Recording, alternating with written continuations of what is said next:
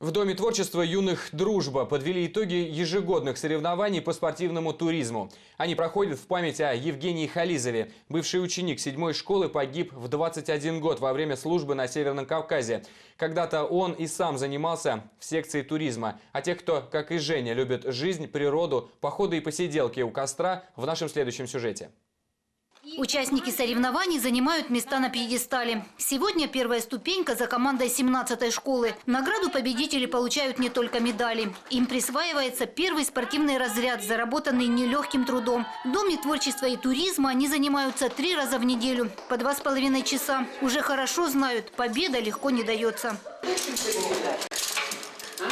В небольшом спортзале, куда ни глянь, лестницы, канаты и карабины. Непосвященному в этом хитросплетении узлов ни за что не разобраться. Но юные туристы давно постигли эту премудрость. Теперь нарабатывают опыт. Это майка, штаны, карабины и усы.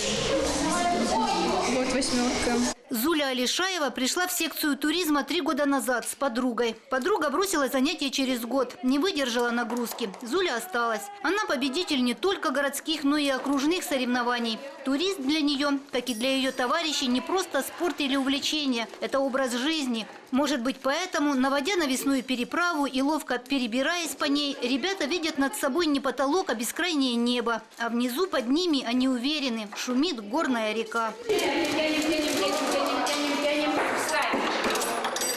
Траверс тоже один из этапов соревнований. Чем не горный склон? Первый участник на страховке проходит путь, набивая перила. За ним идут остальные. Этот тренажер появился несколько лет назад. Сегодня у специалистов новая задумка. Уже разработали программу, которую можно было бы внедрить на этой базе. Все дело в финансировании. Выдвигаются на гранты различных уровней и надеются на победу. И здесь будет у нас стоять столбы, на которые мы сможем вязать веревки. Будет скалодром большой и будет даже по ледолазанию вышка. Нам помогают общественники наши, которые бывшие туристы. Сегодня, говорит Александр Плесовских, здесь занимается около 500 туристов. Все увлеченные, любят походы, которые обязательно бывают летом.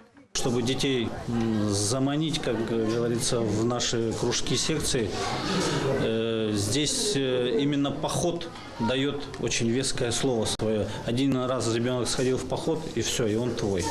В ожидании будущих походов они сооружают переправы в спортзале. Только для навесной требуется 40 метров каната. А еще нужна сноровка, крепкая рука. Здесь ребята научились преодолевать трудности, помогать другим и самим полагаться на плечо товарища. А покорение вершин, уверен каждый, у них еще впереди.